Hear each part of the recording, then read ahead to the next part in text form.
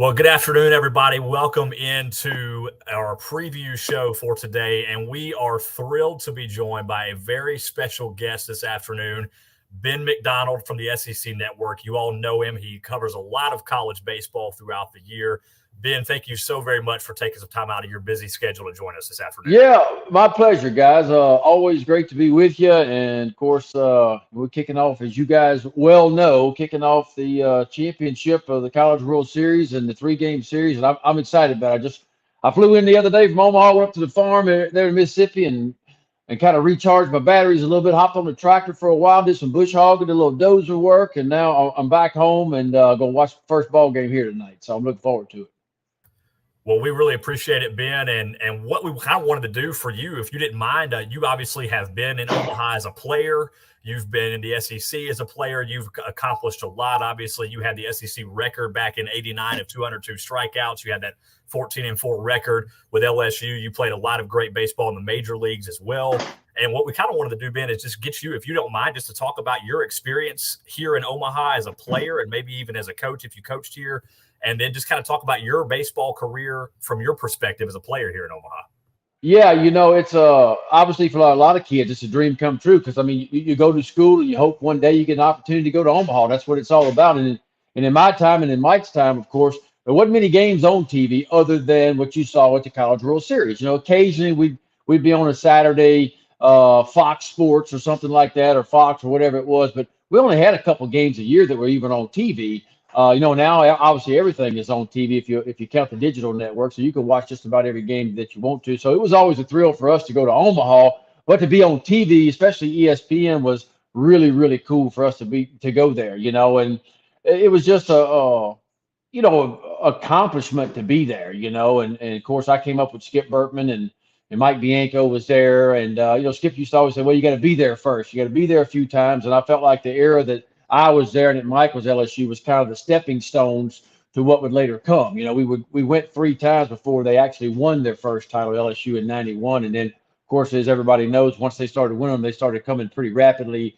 after that for a while. And so it's just a great experience. It's experience. I mean, you talk about 297 teams began the journey this year in D1 baseball to try to get to Omaha. And, only the top 8 make it, obviously. And it's hard to get there. You guys know this. I mean, look, you talk about Miami won it as a number 1 seed back in '99. The first year we went to 64 teams. And since then, the number 1 seed has never won the College World Series. And this year, to me, was even crazier than any of the other years because there were so many upsets along the way. But, Omaha's a thrill come true. College baseball, it continues to grow in leaps and bounds. And from when I played it to where it is now, it's not even comparable. The crowds, you go around the country and, Ole Miss and Mississippi State and LSU and anywhere really around the SEC, it's crowds like you couldn't even imagine back in the late 80s when I was playing. So to see the growth of college baseball is really special. To see where it's at right now, it's a good product. It's on the field right now, and I'm happy for everybody involved. Yeah. Go ahead, Chris. I know you have a question for me. Yeah, Ben, I know Mike was your catcher back in college. How has that relationship continued to evolve over the years with Mike? Well, I knew Mike was going to be a skipper one day. There was no doubt. He was the guy always sitting next to Coach Burton on the bus, always sitting next to Coach in the dugout. And, of course, you go around looking at the big leagues, a lot of the big league managers that are out there are catchers, because I think a catcher has to learn the game, not only how to handle the pitching staff and be able to produce pitchers and grow pitchers and develop pitchers, but the game's in front of you as a catcher. So you got to know all the bunt plays, cutoffs, relays, the whole game a catcher has to know. So there was never any doubt in my mind that Mike was going to be a skipper one day. I never doubted that for a second. And when he got his first job and started coaching at LSU as an assistant coach, I was not shocked at all. Our relationship is still today. Mike's just one of those guys that everybody has a friend that you may not talk to for a year, you may not see for 6 months, but as soon as you shake hands with him, in our case, when I give Mike a hug every time I see him, it's like we never missed a beat. I mean, it's like we've been best friends forever. And I could talk to him about anything. I texted him this morning, man, and it's it's emotional for me to see Mike and where he is and everything he's gone through in his career and the rumblings 6 weeks ago, 2 months ago around Ole Miss, and I could not believe what I was hearing and seeing on social media. But I just simply texted him and said, you are deserving. This program is deserving being in Omaha and winning a national championship. That's what I feel about Mike. And I just feel like, I picked Ole Miss. People thought I was crazy, but I picked Ole Miss. When they got to Omaha, I said, Ole Miss is going to win this thing. Everybody looked at me like I was cross-eyed, in our little circle of people with ESPN. I said, I think they're playing that well, y'all. And they said, they got 37 wins. They were the 64th team in. I said, doesn't matter. When you look at a team that's peaking, and it just feels like Ole Miss's time right now. It just feels like the players weathered the storm. Mike weathered the storm that was out there, and they started playing. And I had them in the Super Regional, and I saw the way they played against a really good Southern Miss team in Hattiesburg. I saw the way they pitched, and I saw the way they played defense, because that was kind of their weak spot, was defense early in the year, mid part of the year, and some of the pitching to some degree. I always thought it was elite offense for Ole Miss. It was shaky at times, but it was a really good offense. And once I saw the pitching staff where it was, and DeLucia stepped in, and Elliott stepped in, the bullpen got their stuff to going, and all of a sudden the defense started playing. I said, look out for Ole Miss. I think they got a real shot to win this thing. So I'm happy. And I said on the air the other day, I said, all them folks that wanted Mike Bianco fired, y'all better start figuring out where you're going to build a statue of him out in front of that ballpark there in Oxford, Mississippi, if he pulls this thing off.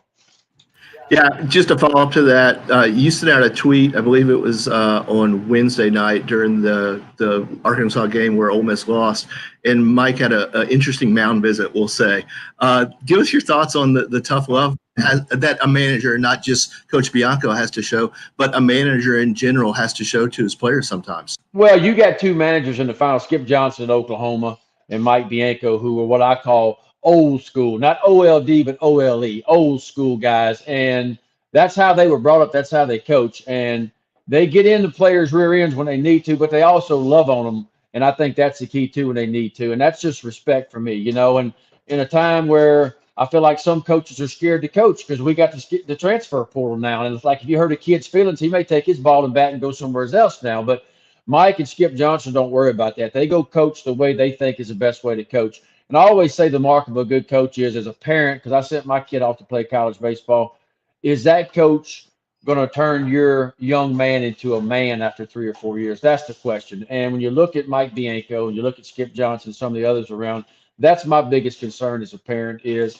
how are they going to handle my young man both on and off the field? Are they going to turn him into a man after 3 or 4 years? And I can say Mike does that. Skip Johnson does that. There are other coaches around that do that. And so I loved it. I mean, look, it's the defense was lacking a little bit at the time, right? It didn't feel like they were in the game at the time. And so he went out there, and I love what he did. If you watched him, he chewed first, and then he loved on them a little bit at the end. Says, hey, we can do this. We're going to do this. We're going to get through this inning. And they did have an opportunity to win the game, in the ninth inning. Just didn't work out. But I love that message from him. It was about, hey, let's get it together. And all players, look, we all need that from time to time. Everybody needs a kick in the butt every now and then. There's no doubt about that. But I also need a coach that can love on me, too, from time to time. And I feel like Mike is the best of both worlds at that.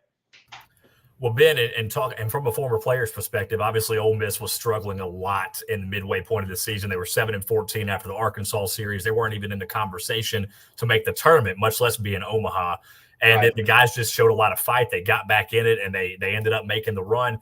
From a former player's perspective like yourself, what is it about players? What do they need to do mentally, together, maybe team meetings? What do you think it is about those players that gets back in the game, so to speak, and ends up being able to make a run like this?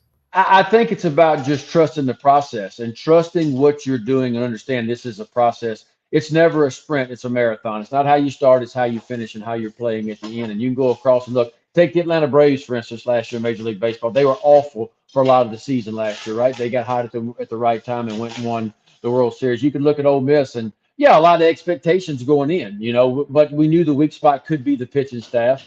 And then they were ranked number one after the first couple of weeks, and then everybody got high expectations, and it kind of got sideways. But to give that coaching staff, not just Mike, but that entire coaching staff and the players, it was about their inner circle of players. And the message I got from all those players, and when I talked to them at the Super Regionals at Hattiesburg, was we realized it was just within our circle. We could only control the things, and they tried to blot out all the noise that was out there. And they said, you know what, let's just stay the course. Let's continue the process that we're on. If we continue that, we believe in our process. And we got a coach that's had a lot of success, and they did that, and they totally turned around their season or run like we haven't seen in some times. And to be one of the last teams in and now be one of the last two standing in Omaha is a pretty special story. Well, Ben, obviously, we don't want to take up too much of your time, so we'll go in. We want to get your perspective on these two teams. I personally haven't watched a lot of Oklahoma this year, covering Ole Miss. That's who I see most of is the SEC. They're a very good team. Their pitching staff is phenomenal. They steal bases like it's going out of style. So, kind of, what is your perspective on Oklahoma? What do we expect to see from them in this series? Well, it's an aggressive style, and Graham up front. And they got 3 or 4 guys atop that lineup that are really, really strong. And the key is, you're right. I think the key is keeping the first guy of every inning off the base. I think that's always the most important thing. Oklahoma's going to pressure you. They're going to run. That's what they do. I think they got 140-something stolen bases, which is like it's the 4th most in the entire country right now. When they get on, they're going to test Dunhurst, But I don't know if you want to test him or not, because he's pretty stout back there. But I think that's going to be a key for me to watch, is how Dunhurst controls, and it's just going to take the pitchers too to help control the running game too. That's most important. They got Bennett. They got going to mount, I think, tonight. The big left-hander. He's pretty good. I had him in game 1. Good arm from the left side. Big old tall guy that can really mix up a good changeup, a fastball, and a breaking ball. But Ole Miss is pretty heavy on right-handed hitting, so I think that's going to play out pretty good. And for Ole Miss, I mean, I just think the offense is really good right now. I think they're coming up with some big base hits. I mean, nobody talks to me enough about Graham from Ole Miss. I felt like when he was out and he was hurt during the year, I mean, we know about Elko, we know about the other guys, but Graham, for whatever reason, seems to be the key to that lineup for me. And when he's in there and healthy like he has been lately, he's a difference maker in a lot of different ways. And so I think it's going to be a great game. I think it's going to be a great 3-game series. I fully expect it to go 3 games. I think that's what's going to happen. I hate Ole Miss. Had to use DeLucia to get there, but that's just part of it. I mean, you got to win to get there, and it'd be fun to see DeLucia matched up with Bennett tonight, but that's not going to happen. But still, we'll see how it shakes out, but I think it's going to be a really, really good 3-game series. Well, and obviously DeLucia not going tonight is tough for Ole Miss, but they've got Jack Doherty going tonight, which a lot of people thought it was going to be Hunter Elliott, but with him being on short rest, he's a freshman right now. He hasn't done that yet. Doherty's put up some good outings. He's had a few bad outings earlier in the season, but here in the postseason, he's been pretty doggone good coming in relief.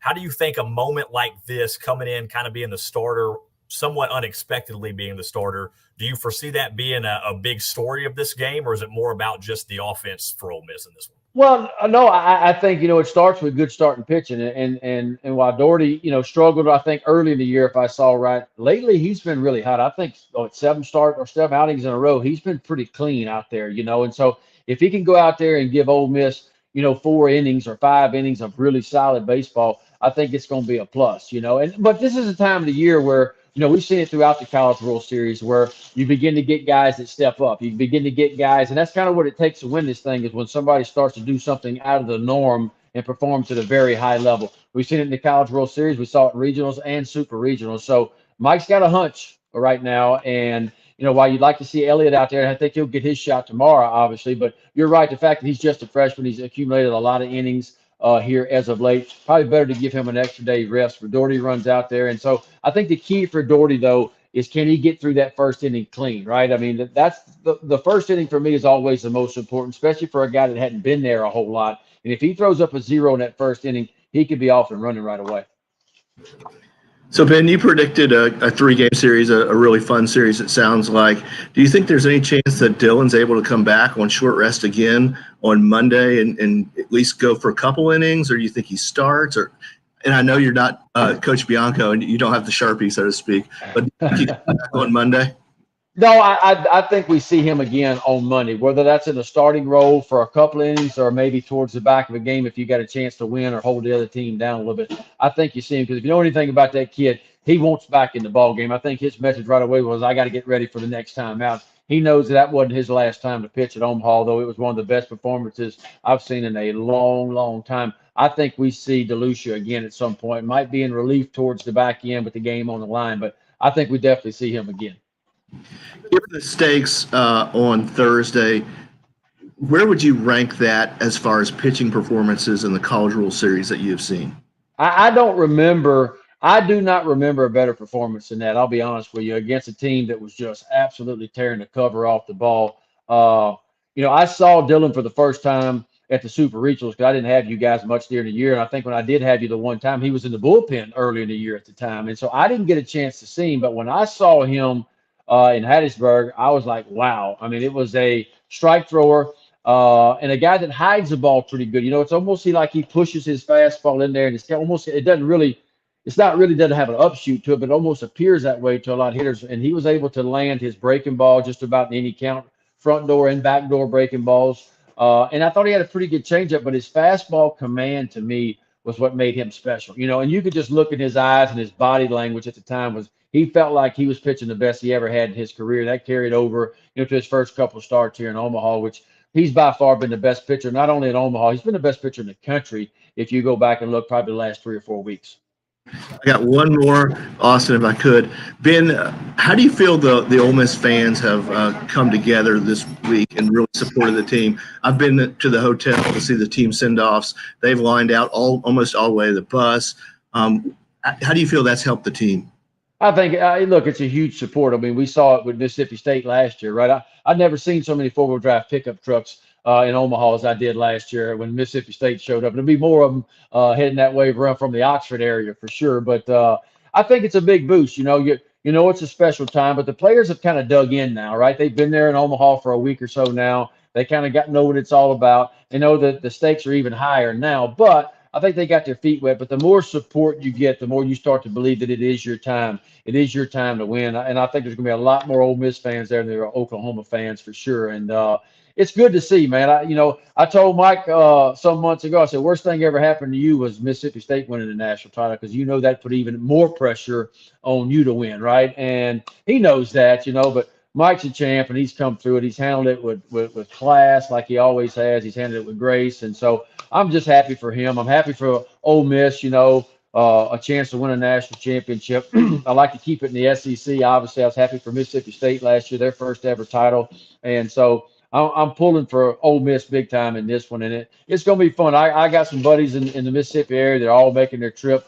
Old Bill Jordan from Realtree, who I'm friends with, man, he's making his way to Oxford, and whole families there, and a lot of other families there. So it's good. It's good for the program. I think it's Ole Miss's first trip since 14, if I'm not mistaken, when they beat UL Lafayette down the road. I think I did that super too when Mike went to the College World Series for the first time. So I'm excited for that fan base. It's a unique fan base, and it's really cool to see what Ole Miss has built, what Mike Bianco has built, that ballpark, that facility that's out there, and the crowds that show up there, man, are just like, it's second to none, And so I'm just happy for everybody associated with Ole Miss right now.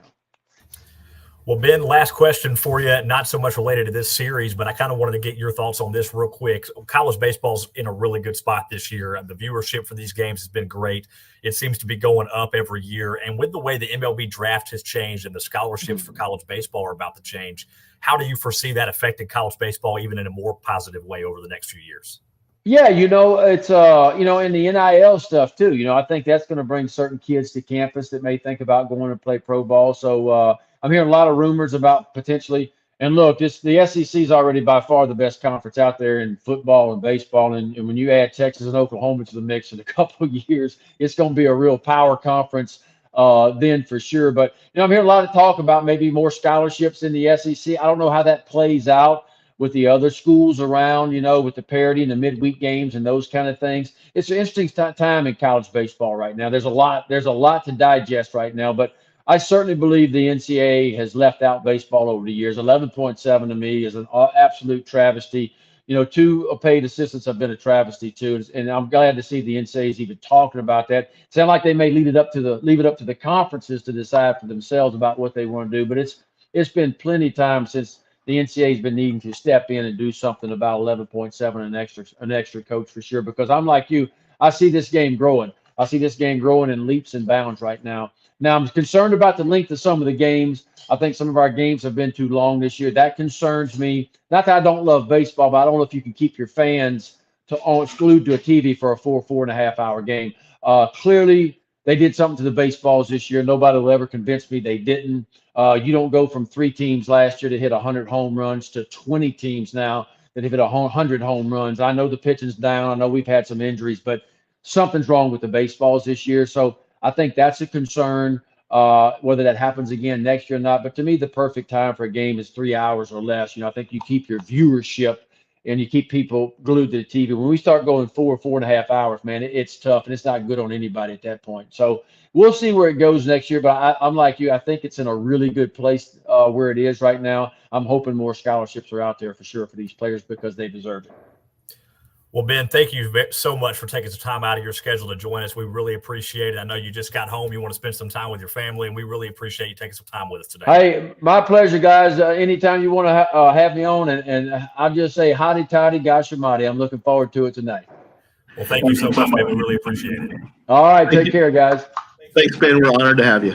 All right. Thank you. Take care. He is Ben McDonald of the SEC Network. You guys know him. You all love him, and we were thrilled to death to have him join us today. And thanks so much. He has got some great insight on baseball. He knows the game far better than I could ever know it. And it was just really nice of him to take some time out of his busy schedule to join Chris and I today. And Chris, a lot of great points from him. He knows both of these teams very well, but he seems pretty confident in Ole Miss pulling this one out. I really hope he's right. The opportunity to talk to Ben is just so phenomenal. Such a great guy. And, we're honored to have the amount of time that he took with us. I believe it was around 20 minutes, which is really phenomenal that he was willing to give up that time with his family after coming back off of Omaha. I think that, the speed of Oklahoma definitely is going to come into play, whether it's hit and run or whether it's testing Dunhurst, but they are going to test our defense a little bit. I do think that Ben's not wrong. I do think it goes 3 games. I hate to say that. I'd love to say Rebs in 2, but it's really difficult for me to say that right now that we're actually going to, just go dub. However, if some way we're able to pull it off tonight, I do think we have a good chance of closing it down with Hunter tomorrow. So we'll see what happens. But it's super exciting. I've seen people already starting to tailgate out in the parking lots. We saw a Grove tent up in the parking lot when we came in. So it's just really cool. Rocco's apparently has turned into the library from what I hear on Twitter. So it's really cool to see all the excitement of the fans around town. Everybody's obviously sporting their red and blue attire. So it's already starting to build, and what are we, 3 hours away from game time right now? And it's going to crescendo. I can't even say it right. It's going to be really cool tonight. But I'm so excited. I couldn't be more excited for the guys. I do think it's a business. I don't think they're satisfied yet. And so I'm excited about that. Yeah, I agree. They know the job's not finished. As Kobe Bryant said, job's not done, and we've got more work to do. And man, I'm with you. I think you and I talked about that even before Ben said it, that neither of us thought it was going to go just 2 games either way. I don't think either one of these teams is about to get swept into. But again, if Doherty puts up a good performance tonight, if he has the Jack Doherty of last year performance that we know and love when he got the nickname JFD. I'm not going to say the words on here, obviously. Then I think then we have a decent shot. If he puts up a good 5 or 6 innings and Ole Miss takes game 1, well, then Hunter Elliott has shown over and over again in this postseason that he's not afraid of any moment, and that gives him a great chance. But Oklahoma is a phenomenal team. Jake Bennett is certainly not to be taken lightly on the other side of the mound. And we did see Ole Miss struggle a bit the other night with some of the Arkansas pitches. That's just how it goes sometimes, and Bennett's got some phenomenal stuff. He racked up 123 strikeouts for a reason, and he's got a 10-3 record, and he's walked just 22 guys. So, I mean, he is a phenomenal pitcher. I think we're in for some good games, and I think it's going to be a lot of fun. And I can't tell you how much I'm thrilled to be here and actually get to witness it in person. And a lot of Ole Miss fans outside for sure. Yeah, before we go any further, Austin, why don't you tell us a little bit about our sponsors that we have for today? Yeah, and apologies about the overlays, by the way. While Ben was on, we were having an issue with the 3 people there, but you guys will forgive us for that, we know. But this show is brought to you, as always, by Remax of Orange Beach and Lee McPherson, along with Dent Soxy. LeeMcPherson.com for all of your home buying needs or home selling needs in the Orange Beach area. Lee has you covered. She has multiple certificates and degrees and all the things that you need to be the best at what she does, and she will help you out in every way possible to make your experience as smooth as it possibly can be. And she will be happy to help you along with any of your home buying or selling needs. Check her out at LeeMcPherson.com. That is LeigH leemcpherson.com. You can also find her on Twitter at @LeeAtTheBeach. She's a big supporter of Ole Miss athletics, a big supporter of the Rebel Walk, and we are thrilled to have her on board. We are very thankful that she has decided to come on board with us and help bring you these shows. And then along with her, we are also very thankful to Dead Soxy. You guys are all familiar with Dead Soxy. They bring you some of the most awesome Ole Miss themed socks. I meant to actually have a pair pulled up for you all to show you another pair, and I got, with Ben coming on the show, it kind of messed that up. I'm going to see if I can find it right here. You guys have seen it before. I'll pull it up for you here. If you can see it on my phone there, it is the beer shower socks that Dead Soxy has. You can find those at deadsoxy.com. We're hoping to have quite a few beer showers this weekend. Maybe not the same as it would be at Swayze, but you know what I mean. So check them out at deadsoxy.com. Be sure and get your comfortable yet affordable socks at Dead Soxy. And they are also on board bringing you all of these shows with Chris and I. We are excited about that. Chris, we talked about a little bit with Ben, but you know, what he talked about with Dunhurst is, I think, the key to this series is how much Oklahoma runs. They have 145 stolen bases.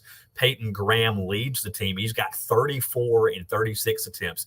They have two other players that have 20-plus stolen bases, and then three more that have 10-plus stolen bases. They are going to run like crazy. They're definitely going to test Hayden and test the defense, right? Because it's not just going to be the straight steal, but it's also going to be the hit and run that they're going to look at. And they can also hit for power. So it's going to be our pitchers are going to have to keep the ball down. They're going to have to move the ball around, change up pitches, everything else like that. So it's going to be taxing on our pitching staff. They're potent. I'm not going to lie. But you know, we're here, and we didn't get here by accident.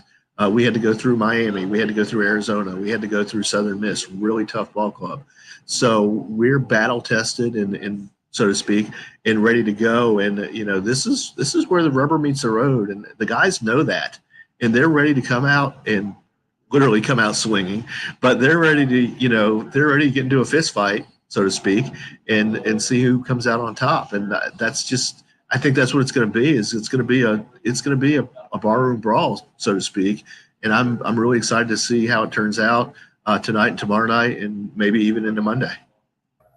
I agree. Now, Jake Bennett is a lefty, so we will be keeping our eyes on that as well. Obviously, Ole Miss hits a little bit worse against lefties than they do against righties, but again, you got to throw all that out the window. This is the College World Series final. This is where the rubber meets the road, as Chris said, and everything comes together. You've got to be your best to win this series, and I think Ole Miss is ready. They're not scared of the moment. They will be wearing the Navy uniforms tonight. For those of you that haven't seen that yet, the powder blues were kind of just for aesthetic purposes yesterday. The Navies are chosen by the starting pitchers. That was Jack Doherty. He chose the Navies tonight, and they will stick with the Navy uniforms as the visiting team. Oklahoma will likely, I would assume, be in their pinstripe home uniforms. We don't know that 100% yet. Either way, we don't care what uniforms they're wearing. Just beat them. That's the key. That's what we're hoping for tonight. So, Chris, as always, it's a pleasure. I know you're wanting to get on over to the team hotel here in a little bit and check that out. So we'll wrap this one up. But can't say enough how excited I was to have Ben on the show with us for sure. Ben was phenomenal and just a great guy. So kind with his time, and just a pleasure to talk to. One of those guys that if you enjoy a frosty beverage, one of those guys that you could really just sit with and talk baseball with for hours. And so it was incredible to have him on the show, and really thanks for his time. Phenomenal guy. Absolutely. Well, thank you guys all for watching. Thanks again to Ben McDonald of the SEC Network for joining us. It was a real pleasure getting to talk about the College World Series with him and get his perspective on a lot of things. Until next time, hopefully we'll be talking about a win after tonight. We will let you guys know, of course, as always, stay tuned at the Rebel Walk for all of that information. Game coming up at 6 o'clock tonight, Ole Miss and Oklahoma in Game 1 here from Charles Schwab Stadium. Howdy, everybody, and we'll hopefully see an Ole Miss win later on.